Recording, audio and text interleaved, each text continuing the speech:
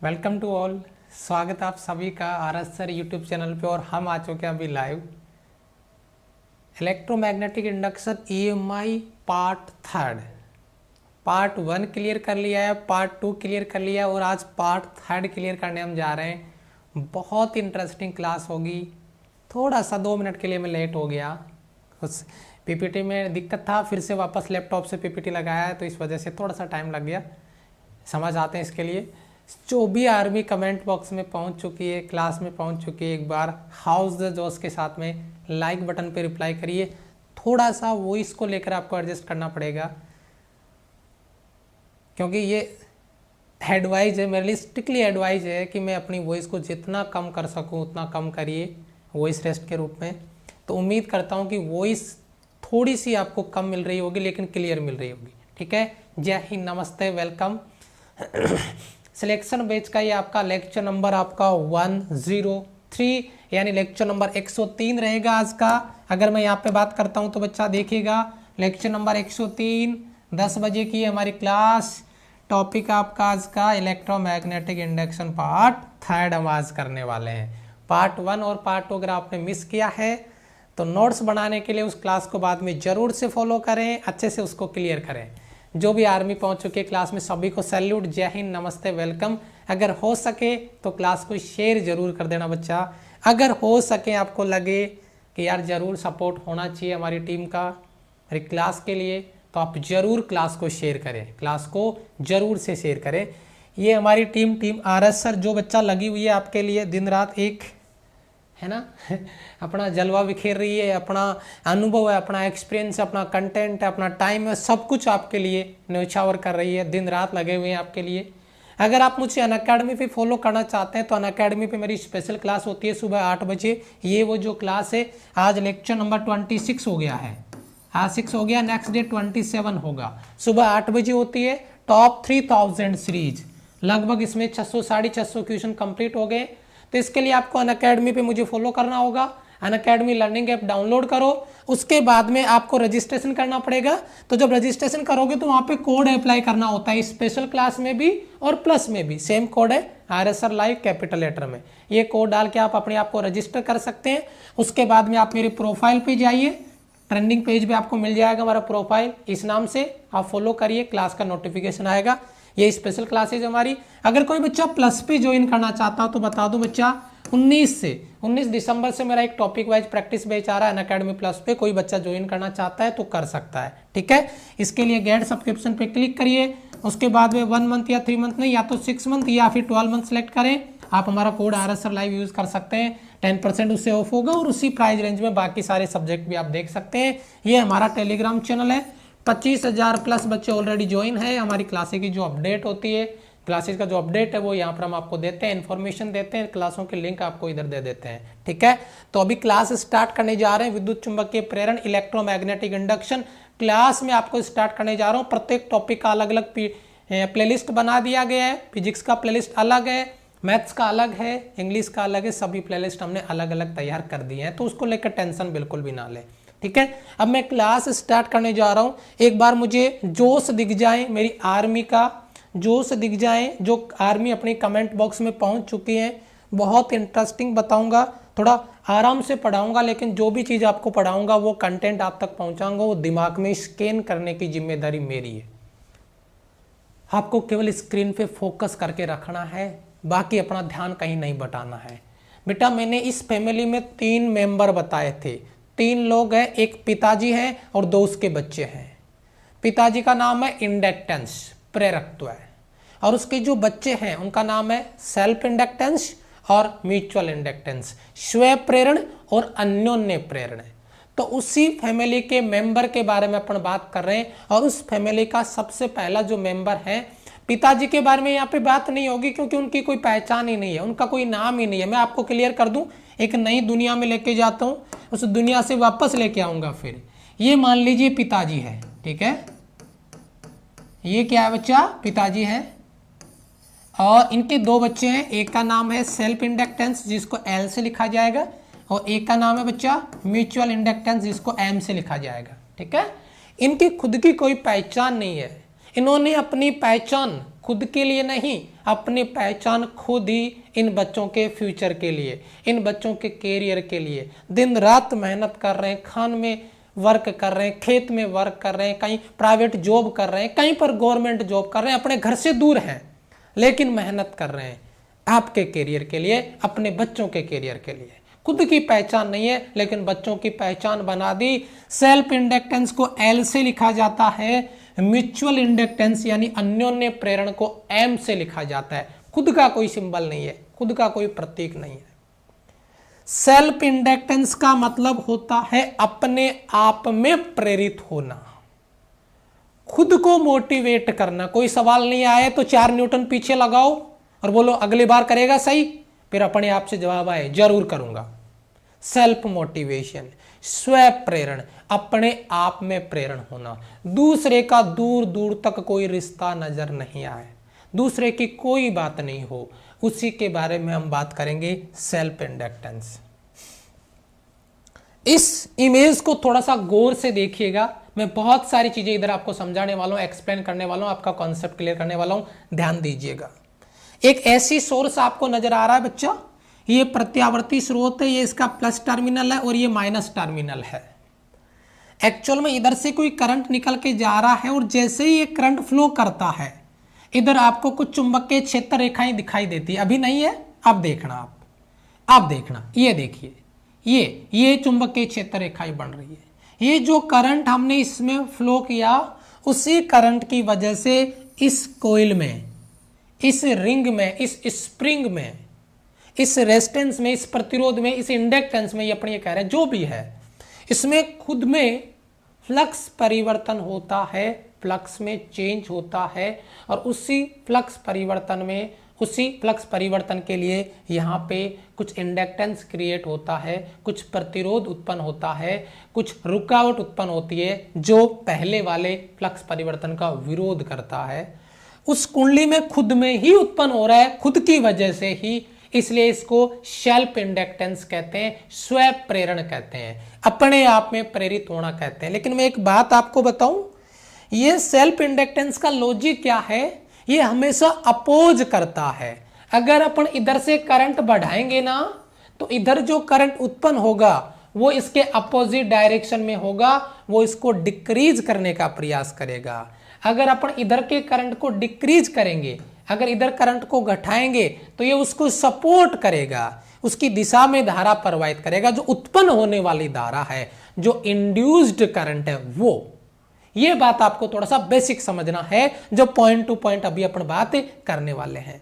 ठीक है बच्चा, तो मेन मुद्दे वाली बात क्या है जिस पे अपन यहाँ पे बात करेंगे, थोड़ा सा मैं पॉइंट आपको विजुअल इफेक्ट से आगे लेके जाऊंगा और एक डायग्राम क्रिएट करूंगा, उस डायग्राम से आपको क्लियर करने का प्रयास करूंगा। बच्चा ये विजुअल इफेक्ट केवल आपको एक्सप्लेन करने के लिए था, एक छोटा सा इमेज बनाने के लिए था।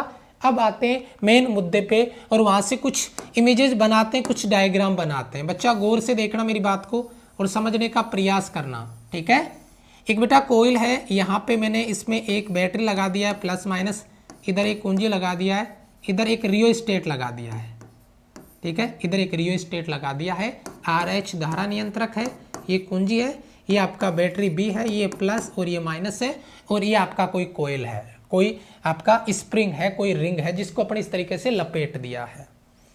अब अगर मैं इस सर्किट में, अभी बेटा क्या करंट फ्लो हो रहा है क्या, जरा मुझे बताइए। क्या सर्किट में अभी मैंने कुंजी यानी डॉट लगाया हुआ है?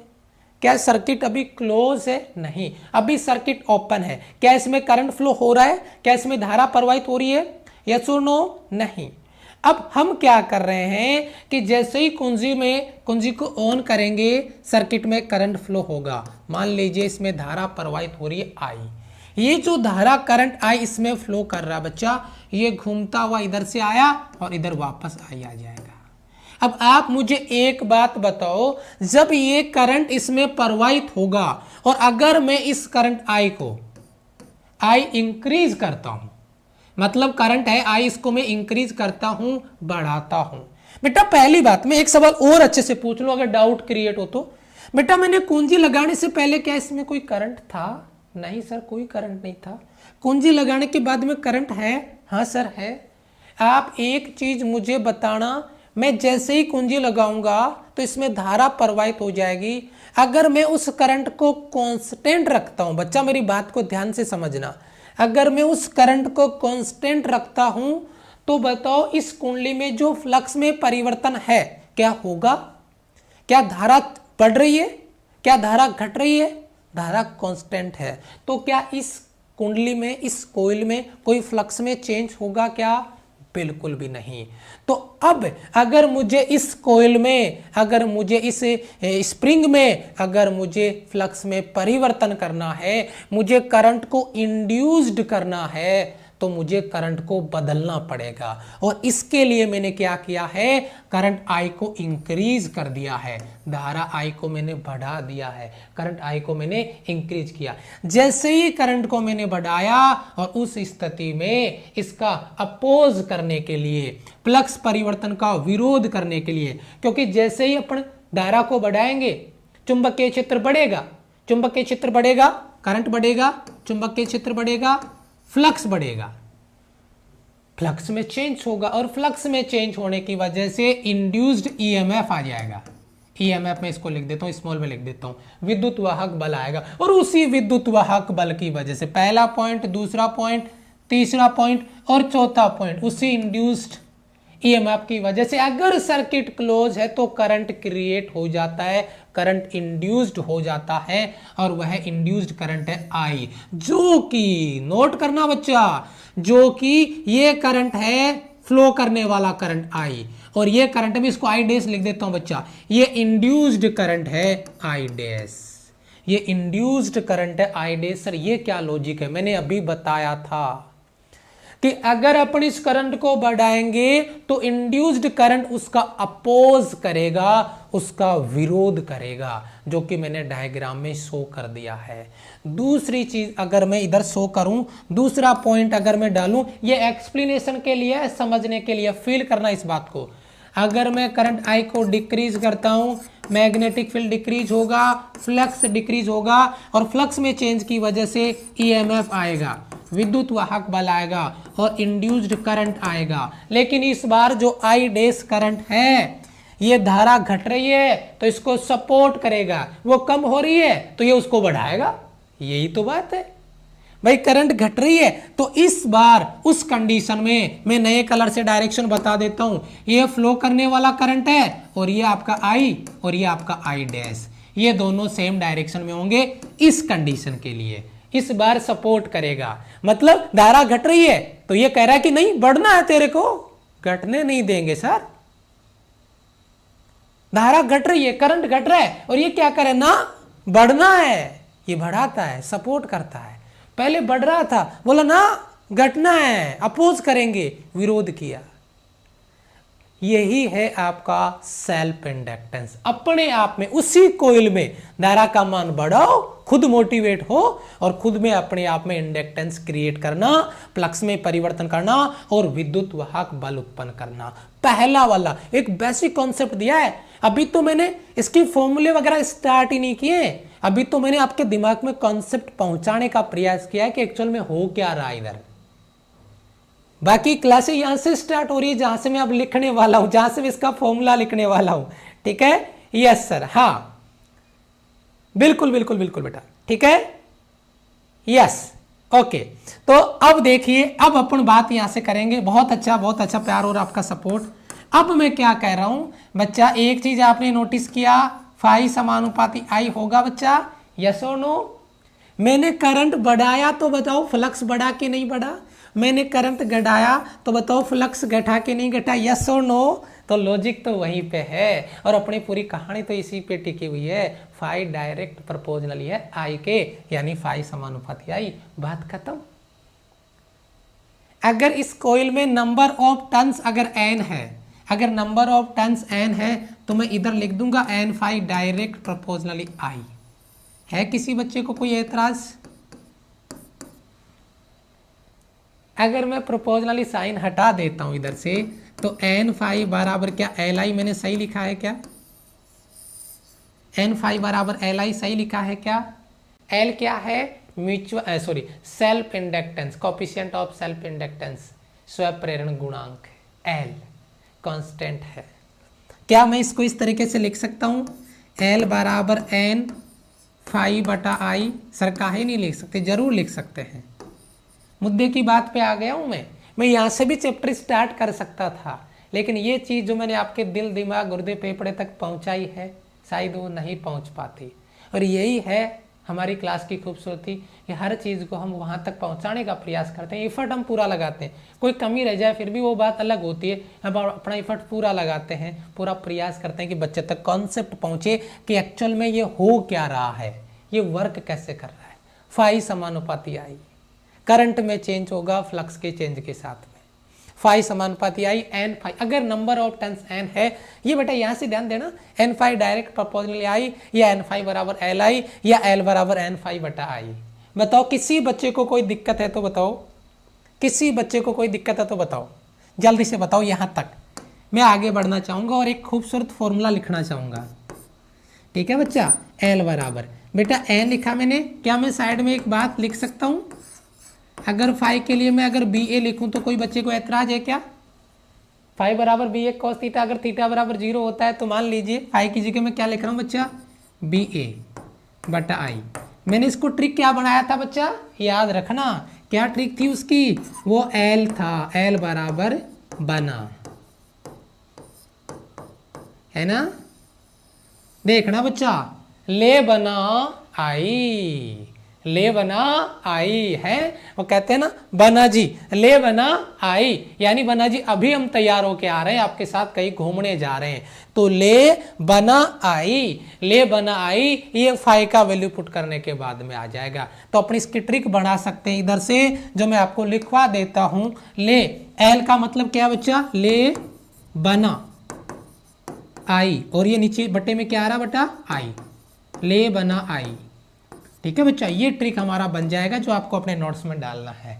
ले बना बी एन ए, मैंने इसको थोड़ा सा जमा दिया है, बाकी बात तो वही है, ले बना आई। मेरे हिसाब से ये जो मैं चीज स्टेप आपको बोर्ड पे लिख रहा हूं शायद याद भी हो रहा है और समझ में भी आया, ठीक है। ले बना आई, यानी कहीं घूमने जा रहे हैं तो बना जी बोल रहे हैं भाई जल्दी चलो लेट हो रहे हैं, तो उन्होंने कहा कि ले बना जी अभी आई, तो ले बना आई। बी एन ए, बी बेटा magnetic field, N number of turns, A area, I current, और एल आपका सेल्फ इंडक्टेंस के लिए कोएफिशिएंट है, स्व प्रेरण गुणांक है। बताओ क्लियर है बेटा? Yes sir. चलो अब कुछ ऑपरेशन कर लें इसका बच्चा, कुछ ऑपरेशन कर लें, क्या मजा आ गया है? तबीयत ज्यादा खराब है, आवाज में दम नहीं है। हाँ ऑफिशियल गोपाल तिवारी जी है, तबीयत खराब नहीं बच्चा, थोड़ा एडजस्ट करना पड़ेगा आपको, इसी फेवर में आपको थोड़ा सा एडजस्ट करना पड़ेगा, क्योंकि वॉइस खराब नहीं है। अगर मैं उसी लेवल पे रहूँगा तो फिर मेरी क्लासेस टोटली बंद करनी पड़ जाएगी मुझे। डॉक्टर ने स्ट्रिक्टली बोल दिया है, एडवाइस दे दिया है कि अगर आप अपनी क्लासेस कंटिन्यू रखना चाहते हैं तो अपनी वॉइस को मिनिमम से मिनिमम कर दीजिए, अदरवाइज आपको अगर ऐसा ही चलता रहा तो महीने भर में क्लासेस बंद करनी पड़ेगी। मेरा 1.5-2 महीने से गले का प्रॉब्लम चल रहा है, अब डॉक्टर ने साफ साफ बोल दिया है कि अब आगे इस लेवल पे आप वॉइस के साथ नहीं जा सकते, तो मैं बहुत कम रख रहा हूँ अपनी वॉइस को। लेकिन एक चीज़ मैं ये बात क्लियर करना चाहूँगा, आपके साथ वॉइस प्रॉपर पहुँच रही है, ठीक है, आपके साथ वॉइस प्रॉपर पहुँच रही है। आप ये मत सोचना कि मेरे कोई जोश में कमी है, मेरे कोई कंटेंट में कमी है, मेरे कोई कॉन्सेप्ट में कमी है, 0.1% भी पॉसिबल नहीं है, ठीक है। जिस भी हाल में आके इधर खड़ा होऊंगा ना, लेकिन 100% दूंगा अपना, ठीक है। चलो जी, तो ये डायग्राम मैंने आपको ऑलरेडी क्लियर कर दिया है, जो अभी मैंने आपको बताया था उसमें तो कोई इश्यू नहीं है। अब बात करते हैं यहाँ पे इसके एसआई यूनिट की, मात्रक की, और बड़ा इंटरेस्टिंग यूनिट बनाया जा सकता है, इंटरेस्टिंग मात्रक बनाया जा सकता है। बच्चा ध्यान देना, मैंने क्या, मैं फिर से याद दिलाऊंगा आपको, मैं फिर से याद दिलाऊंगा, क्या बोला था मैंने, फाई समानुपाती आई। बच्चा देखो एन लगाने का तो कोई लॉजिक ही नहीं है, वो नंबर ऑफ टर्न्स है, लगा के भी क्या कर लेंगे, क्यों लिखे फालतू में, एल आई बच्चा। तो बेटा एल बराबर क्या हो जाएगा, फाई अपॉन आई। बस हम तो मुद्दे की बात इधर से ही करेंगे। जरा बताइए, अगर मैं इसके यूनिट की बात कर रहा हूं, अगर मैं इसके मात्रक की बात कर रहा हूं, तो वो मात्रक क्या आएगा बच्चा बताना, वेबर। वेबर अपॉन में क्या आ जाएगा बच्चा, एम्पियर। वेबर बटा एम्पियर। क्या मजा आया क्या? सर जी ये तो हमें पहले ही पता है भाई, मैग्नेटिक फ्लक्स के लिए तो वेबर आएगा, और अगर अपन बात करें करंट की तो उसका एम्पियर आएगा। बच्चा असली हलवा तो अब बनाएंगे, ठीक है, असली हलवा तो अब बनाएंगे इसका, जरा गौर से देखिएगा मेरी बात को। बच्चा इसका ऑपरेशन करेंगे, अब यहाँ से इसका ऑपरेशन स्टार्ट है। बेटा वेबर। बेटा फाई को क्या लिख सकते हैं जरा मुझे बताना, एल बराबर फाई को क्या लिख सकते हैं हम, बी ए। फाई को अभी अरे बना के बताया, अभी ले बना आई है ना, फॉर्मूला बना दिया था, तो फाई को क्या लिख देंगे, बी ए लिख देंगे, और करंट को क्या लिख देंगे, एम्पियर आई। तो मेरे हिसाब से तो डाउट क्लियर है, यानी एल बराबर बी ए बटा आई, खत्म बात। अगर मैं यहाँ पे बात करता हूँ बी मैग्नेटिक फील्ड की, आई एरिया की और एल लंबाई की, तो बेटा आप इससे क्या लिख सकते हो बच्चा, टेस्ला के लिए टी, ए आपका एरिया के लिए आपका मीटर स्क्वायर, और ये हो जाएगा आपका एम्पियर। तो टेस्ला इंटू मीटर स्क्वायर बटा एम्पियर, एक और फॉर्मूला बन गया। चलो जी, अरे बहुत सारे क्वेश्चन बनेंगे इधर से बच्चा, देखिए। अच्छा एल बराबर बच्चा अच्छा बी को, बेटा बी को क्या लिखना बताया था मैंने, एक रोड पे बल लगता है बच्चा, बिल है ना, एक छड़ पे बल लगता है, बिल, जो मैं आपको magnetic effect of electric current वाले चैप्टर में पढ़ाऊंगा, तुम घबराओ नहीं, अभी याद कर लो। इसको क्या बोलते हैं बच्चा, बिल, है ना। सांप कहाँ रहता है, बिल में। चूहा कहाँ रहता है, बिल में। सर बाहर भी तो रहता है, अच्छा रहता तो है, अच्छी बात है कि नहीं है, लेकिन याद रखने का ट्रिक है बिल। तो बेटा मैं इससे बी का यूनिट निकालना चाहता हूँ, तो बी बराबर क्या हो जाएगा बच्चा, एफ बटा आई एल। ये मेरा यूज करने का फंडा है, इधर मैं यूज करना चाह रहा हूँ इसको। तो मैं एल की जगह क्या लिखूंगा बच्चा, एफ बटा आपका ए पहले से आ रहा है, कोई दिक्कत नहीं, एफ ए, और बट्टे में आई एल और इंटू आपका आई आ गया, ठीक है। आई पहले से भी था और ये भी आई हो गया। जरा बच्चा सोल्व करना, ये आपका ऊपर न्यूटन इंटू ए के लिए एम्पियर, सॉरी एरिया के लिए, एरिया है बच्चा, ये एरिया क्षेत्रफल है, कंफ्यूज मत हो जाना, एरिया मीटर स्क्वायर बटा आई इंटू आई एम्पियर स्क्वायर, बच्चा क्या है एम्पियर स्क्वायर, और इंटू में ये एल मीटर में आ गया बच्चा, एक मीटर से एक मीटर को काट दो, अपना फॉर्मूला हो जाएगा न्यूटन इंटू मीटर बटे में एम्पियर स्क्वायर। क्लियर है बच्चा, एम्पियर स्क्वायर। मेरे हिसाब से कोई डाउट किसी बच्चे का नहीं। एक फॉर्मूला और बना देता हूँ इसी से बच्चा, न्यूटन इंटू मीटर क्या होता है, जूल बटा एम्पियर स्क्वायर। बच्चा बहुत सारे फॉर्मूले बनाए जा सकते हैं, तुम चाहे जितना हलवा बना लो, एग्जाम में किधर से भी कोई सवाल आ सकता है, किधर से भी कोई सवाल आ सकता है, आप उसको बना के सीखें, आप उसको बना के याद रखें। डाउट आपका इधर से क्लियर है, हो जाना चाहिए। मेरे हिसाब से इस यूनिट में बच्चे को, किसी बच्चे को कोई डाउट नहीं होना चाहिए।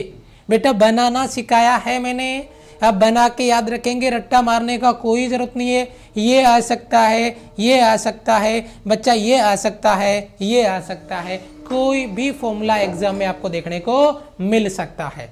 मेरे हिसाब से किसी बच्चे का कोई डाउट, ठीक है, no doubt sir, no doubt sir, बहुत अच्छे, वेरी गुड, बहुत ही बढ़िया। चलो आगे बढ़े, आगे बढ़ते हैं। अच्छा अरे सर डायमेंशन को कैसे भूल सकते हैं, हमने तो ऐसा कोई टॉपिक आया हो और उसमें कई किसी नए प्रजाति का मतलब इंस्टॉलमेंट आया हो, उसके एंट्री हुई हो और हमने उसके बारे में बात नहीं किया हो, ऐसा कैसे हो सकता है, ऐसा पॉसिबल ही नहीं है। तो मेरा कहने का मतलब क्या है कि वीमा डायमेंशन अपन निकालें तो बच्चा एल बराबर फाई अपॉन आई आया था, है ना। एक चीज और आई थी, मैं इजी बता देता हूँ आपको, जो सबसे इजी है वो बेटा जूल बटा एम्पियर स्क्वायर है। इससे इजी कोई यूनिट निकालने के लिए, डायमेंशन निकालने के लिए शॉर्ट मेथड नहीं होगा, क्योंकि आपको पता ही है क्या, बस ये हो गया काम हमारा। अरे जूल के लिए m1 L2 T-2 बटा एम्पियर के लिए a की पावर 2, चलो सॉल्व कर दिया, m1 L2 T-2 और a ऊपर आके माइनस का 2 हो गया, बात खत्म। बड़ा इजी था। अभी इसका फायदा तो हमें मिला ना, इसका बेनिफिट तो हमें मिल ही गया, इसका बेनिफिट तो आप देख ही रहे। तो यूनिट बनाने का बेनिफिट हमें डायमेंशन में भी मिल गया, तो काहे रट्टा मारने की जरूरत है, 12 माइनस का 22, बाकी निकाल ही लेंगे अपनी आर्मी, है कि नहीं है निकाल लेगी अपनी आर्मी। यही तो खूबसूरती है हमारी आर्मी की, रट्टा नहीं मारना बच्चा, बना लेना है अच्छे से आराम से। इतना टाइम मिलेगा हमारे को कि हम बना लेंगे यूनिट, इसका डायमेंशन भी बना लेंगे, ठीक है। शाबाश, क्लियर बेटा, क्लियर है, क्लियर है बेटा। चलो थोड़ा सा आगे बढ़ते हैं। अच्छा चलो आगे बढ़ते हैं, अगला पॉइंट देखते हैं, इसमें क्या पॉइंट है। अच्छा एक नोट पॉइंट और है बेटा, बहुत इंपॉर्टेंस रखूंगा मैं इस नोट पॉइंट का, बहुत बड़ा इंपॉर्टेंस है बेटा, नोट करना एक बात मेरी। मैं एक बात बोलना चाहूंगा, मैं बार बार मैं फॉर्मूला लिख रहा हूं बच्चा, फाई डायरेक्ट प्रोपोर्शनली आई, यहां से स्टार्ट हुआ था बच्चा फाई बराबर एल आई, लेकिन बच्चा एल बराबर फाई अपॉन आई आता है। आप मुझे एक चीज बताना यार, गौर से बताना, ईमानदारी से बताना, दिल से आवाज आए तो बताना, फाई में चेंज होने पे आई में चेंज होगा? फाई को दुगना करेंगे आई दुगना होगा, तो क्या करंट को चेंज करने पे एल चेंज होगा? बहुत इंपॉर्टेंट बात मैं आपके दिल से सुनना चाहता हूं। क्या L coefficient of self inductance current पे डिपेंड करता है? ये लाइन रट्टा मारने के लिए नहीं लिखी है मैंने, ये आप नोट्स में डाल लेना। फील इधर से करना है, फील इधर से करना है, रीजन यहां पे मिलेगा आपको। ये डिपेंड नहीं करेगा। कैसे डिपेंड करेगा?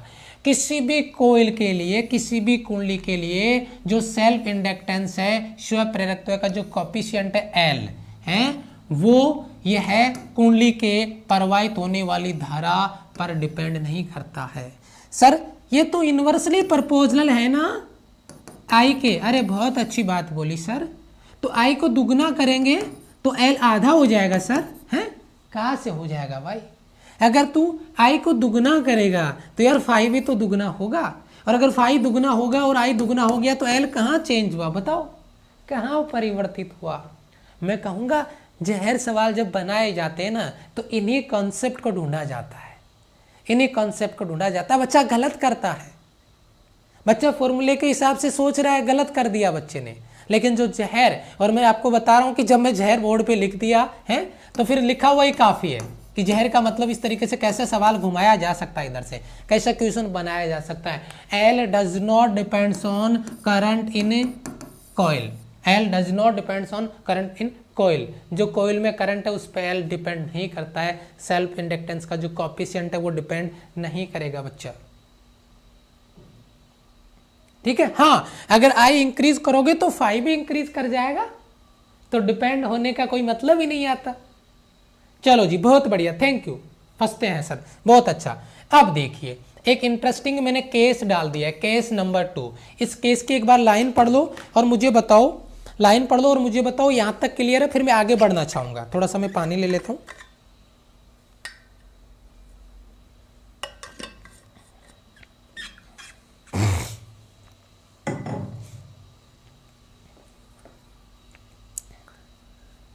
यस सर, ओके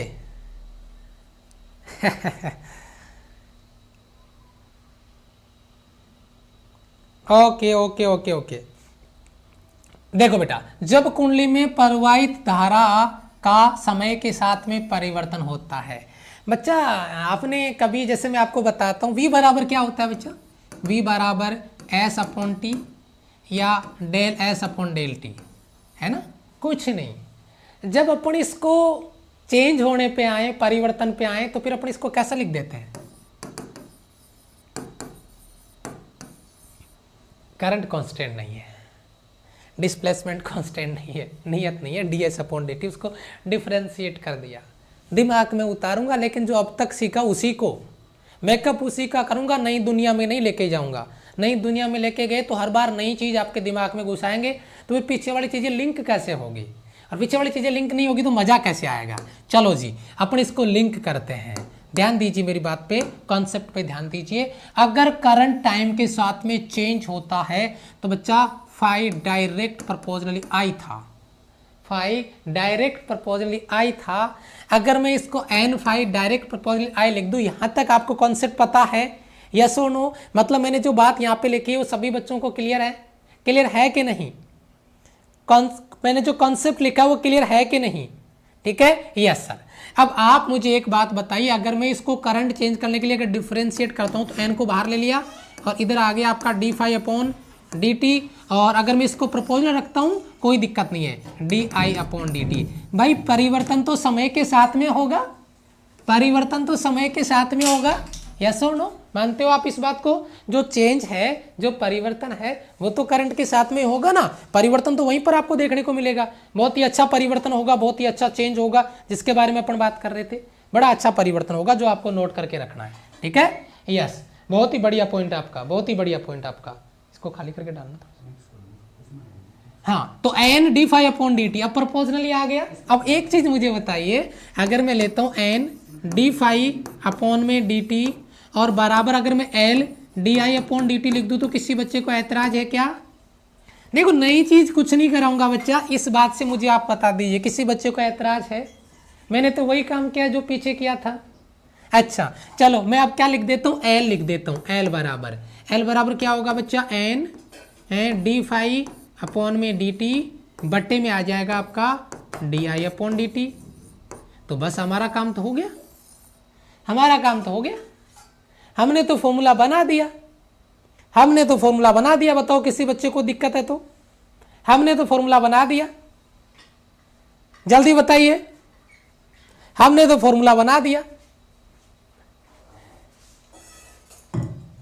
जल्दी बताइए बच्चा। हमने तो फॉर्मूला बना दिया।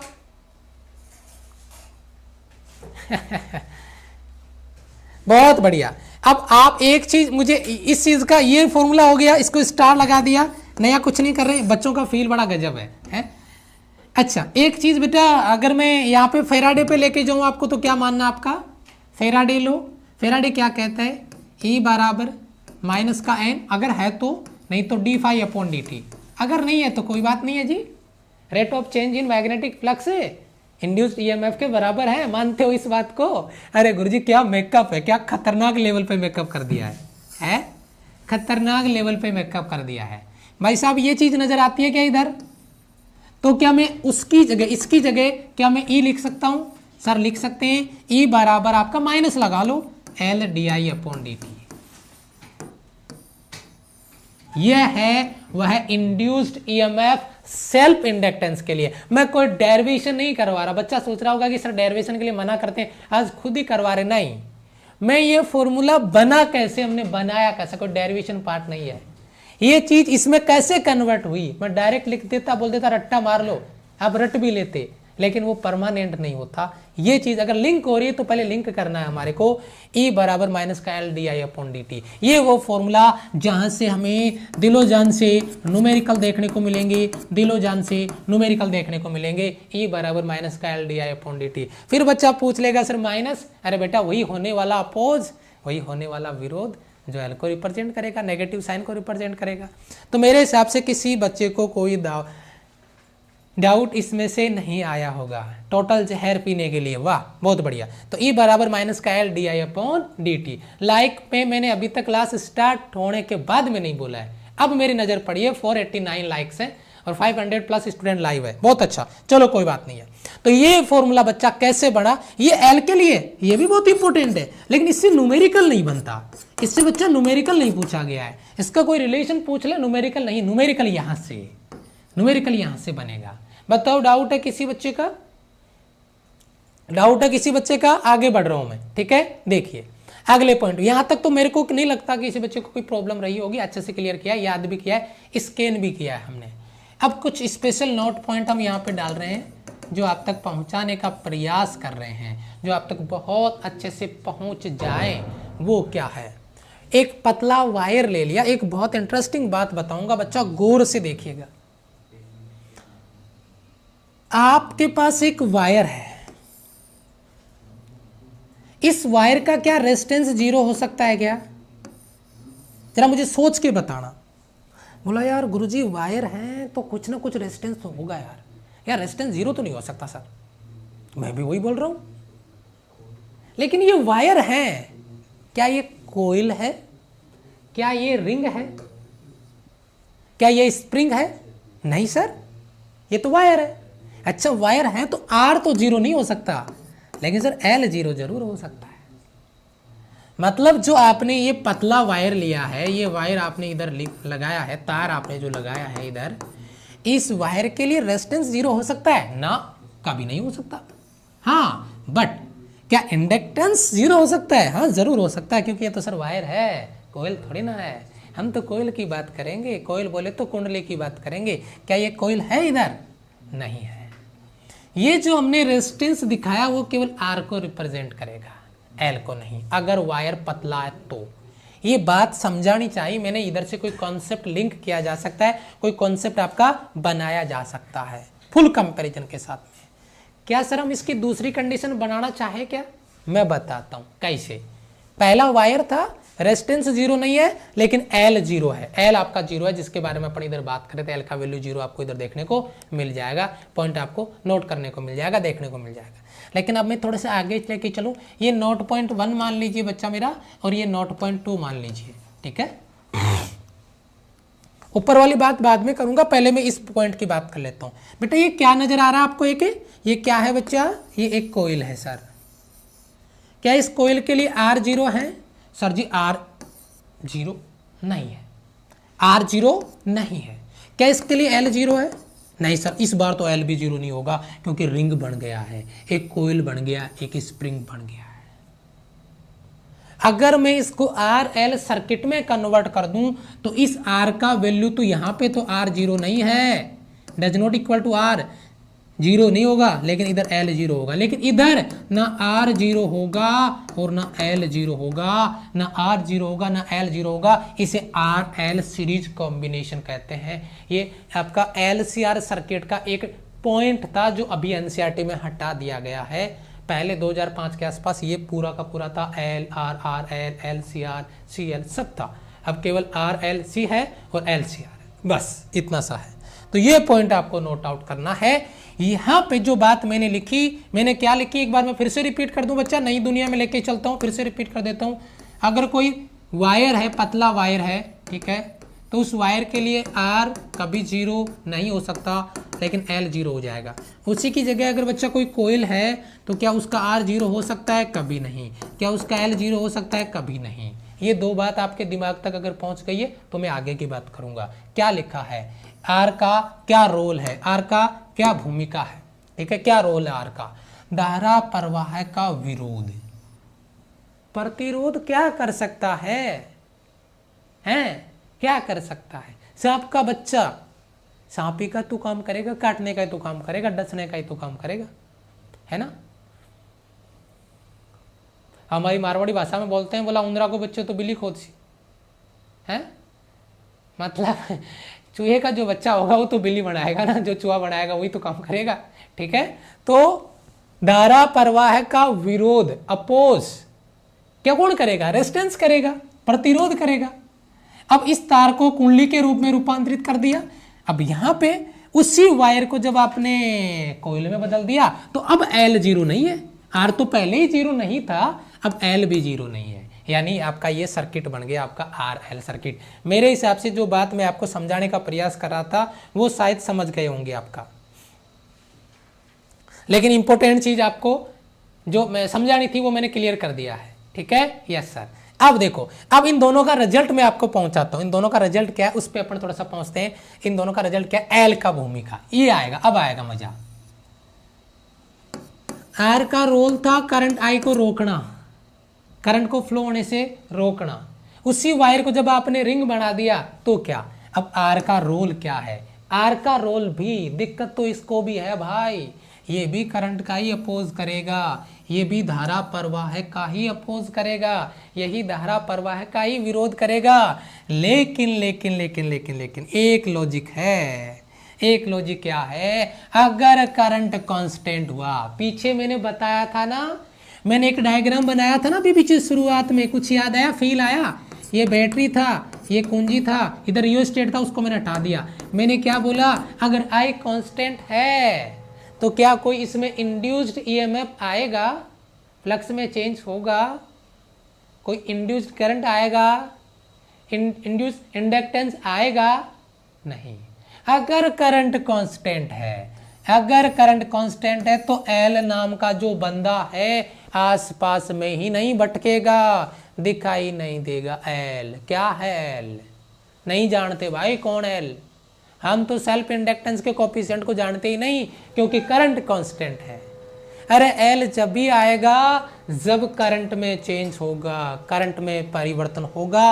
मुद्दे वाली बात यही थी, मुद्दे वाली बात यही थी। यानी सर दोस्ती में दरार है, हाँ जी बहुत बड़ी दरार है। आप देखिए जब ये रेजिस्टेंस था तो इसमें आर जीरो नहीं था, लेकिन L 0 था भाई, बिना इंडक्टेंस के प्रतिरोध था। अब देखो इधर मैंने ये बना दिया, तो इधर बेटा आपको पता है L 0 नहीं है तो R भी 0 नहीं है, यानी R L के बिना रह सकता है, R L के बिना रह सकता है, लेकिन L R के बिना कभी नहीं रह सकता। अगर L है तो R है, हाँ R है तो L है या नहीं कोई जरूरी नहीं है, क्योंकि करंट कांस्टेंट है तो L की दुनिया तो खत्म, करंट कांस्टेंट है तो L की दुनिया तो खत्म, रेजिस्टेंस तो आएगा। तो R के बिना मतलब L के बिना R रह सकता है, लेकिन यार L R के बिना नहीं रह सकता, वो तो आएगा ही आएगा उसके साथ में, ठीक है। बिना इंडक्टेंस के लिए प्रतिरोध संभव है। देखो अरे L 0 था फिर भी प्रतिरोध है ना, बिना इंडक्टेंस प्रतिरोध संभव है, रेजिस्टेंस पॉसिबल है, लेकिन यार विदाउट रेजिस्टेंस आप इंडक्टेंस का इमेजिन कैसे कर सकते हैं। अगर R ही 0 हो गया तो वहां पे L पॉसिबल है क्या, कभी नहीं। ये बात बहुत इंपॉर्टेंट है, बहुत इंपॉर्टेंट है। ये एक पहेली है जो मैंने आप तक पहुंचाने का प्रयास किया है कॉन्सेप्ट के रूप में, ठीक है सर।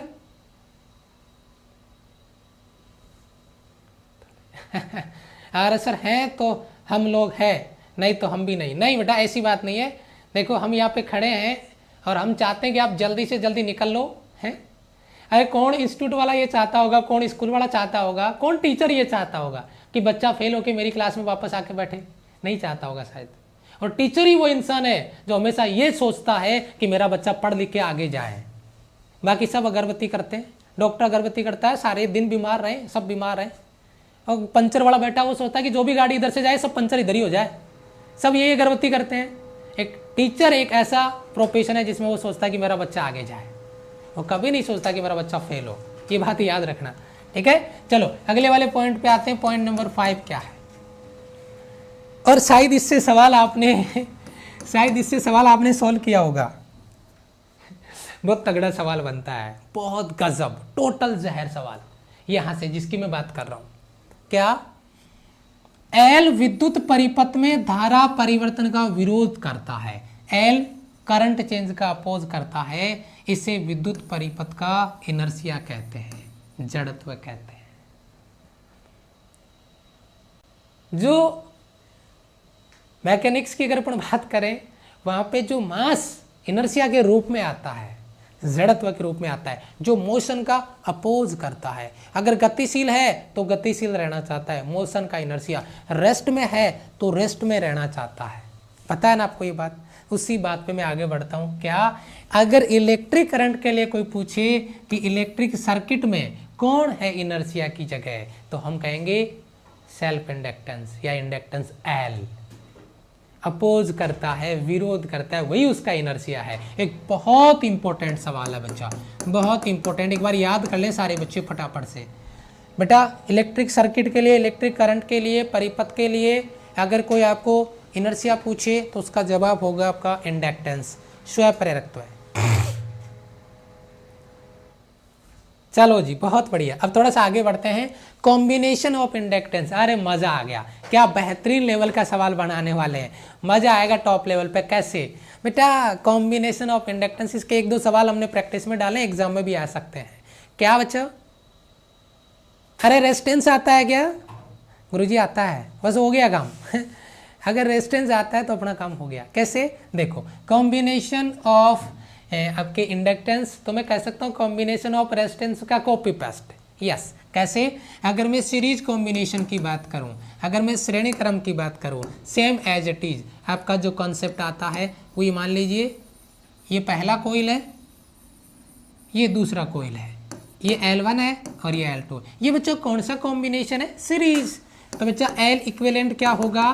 खत्म बात, L1 + L2, बस इतना ही करना है और कुछ नहीं। ये यही सवाल बनेगा, इससे और ज़्यादा कुछ नहीं, और ज़्यादा कुछ भी नहीं, बस टोटल क्या होगा, L इक्विवेलेंट बराबर L1 + L2, खत्म बात है कि नहीं है? क्लियर हुआ बच्चा? रेजिस्टेंस का कॉपी बच्चा, हाँ जी बिल्कुल 100%।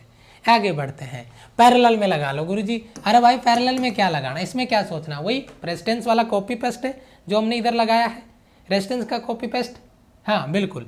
देखो बच्चा, रेजिस्टेंस के लिए मैं जैसे कर रहे हैं अपन, इधर से सर्किट आया, इधर हमने एक कोयल बना दिया, ठीक है, और इसको इधर मिला दिया, इधर हमने फिर एक कोयल बना दिया, इधर मिला दिया। ये आपका L1 है बच्चा, ये L2। मैंने दो ही लिए हैं, अब आप समझ ही रहे होंगे। अगर हमें L इक्विवेलेंट निकालना है तो एक बच्चा L इक्विवेलेंट बराबर 1/L1 1/L2। ये तो था आपका लॉन्ग मेथड, लेकिन आपको पता है हमने 420 किया था। अगर रेजिस्टेंस दो ही हो तो उनका शॉर्ट ट्रिक क्या था उनका R इक्विवेलेंट निकालने का, याद दिलाऊं बच्चा? अरे ऊपर गुणा नीचे टोटल भूल गए तुम हैं, तुम्हारे को याद दिलाना पड़ेगा। याद है सर? तो फिर कहाँ दिक्कत है? L1 L2/L1 + L2, खत्म बात। इसके बारे में हम बात कर रहे थे, बताओ क्लियर है? ये आपका पैरेलल कॉम्बिनेशन हो गया, बी पॉइंट आपका। बताइए जरा सभी बच्चों का क्लियर? बहुत अच्छे से क्लियर बेटा सभी का? भैया कहाँ से पढ़ना स्टार्ट करूं? बेटा पहले लेक्चर से पढ़ना स्टार्ट कर, पहले लेक्चर से पढ़ना स्टार्ट कर अगर पूरा आपको कुछ पढ़ना है तो। बाकी आपकी मर्जी, आप जैसे मर्जी हैं वैसे पढ़े। यहाँ तक क्लियर है सभी बच्चों का? बताएं एक बार, सभी बच्चों का क्लियर है? ठीक है, यस सर। अब देखो बेटा, म्यूचुअल इंडक्टेंस है, ये हम कल क्लियर कर पाएंगे। म्यूचुअल इंडक्टेंस बहुत ज़बरदस्त टॉपिक है, मज़ा आएगा, फुल फील करेंगे कल की क्लास में, ठीक है। आज इतना ही, क्योंकि अगर इसको स्टार्ट भी कर दिया तो फिर वापस ये एंड तो हो नहीं पाएगा, और फिर मुझे आधा अधूरा टॉपिक छोड़ने में मज़ा नहीं आता है। कल फिर से वापस से शुरू करना पड़ेगा, मज़ा आएगा कल की क्लास में, बहुत टॉप लेवल पे, जहर लेवल पे, ठीक है बच्चा। तो यहाँ पे देखिए, ये बेटा आपका लेक्चर नंबर आपका था 103। तो बच्चा अगर कोई नया बच्चा आया उसको कुछ सीखना है फिजिक्स में, तो बच्चा इसके पहले लेक्चर पे पहुँच जाना। और मैंने नोटिस किया है कि पहले लेक्चर पे लास्ट 48 डेज में 50,000 प्लस को वॉच टाइम है। यानी बच्चा पहली क्लास से, बहुत सारे बच्चों ने क्लासेस स्टार्ट करी है पढ़ना। अगर आप कवर कर सकते हैं, आप में एबिलिटी है, कॉन्फिडेंस है, जज्बा है, जरूर करेंगे। क्लास पसंद आए, क्लास को लाइक करें, नए बच्चे आए वो सब्सक्राइब करें। मेरे जस्ट बाद में मैथ्स की क्लास होने वाली है, बैक टू बैक फायर होगा। न्यू टॉपिक है रिलेशन। ओए ओए ओए ओए, आज तुम्हारा रिलेशन हो ही जाएगा है रिश्ता हो ही जाएगा तुम्हारा आज तो। अभी 11 बजे मतलब मैथ्स की क्लास स्टार्ट होगी। मैं मिलता हूँ आपसे 1:30 बजे टॉपिक वाइज प्रैक्टिस में अनअकैडमी वॉरियर्स पे। थर्मोडायनेमिक्स का टॉपिक है बच्चा, 1:30 बजे। कितनी बजे बच्चा? 1:30 बजे थर्मोडायनेमिक्स का प्रैक्टिस करेंगे टॉपिक वाइज रिवीजन में। टेलीग्राम पे आपको लिंक दे देंगे, पता ही होगा आपको। थैंक यू, लाइक बटन पे परजेंट लगा दे। Thank you so much, love you all, bye bye, जय हिंद।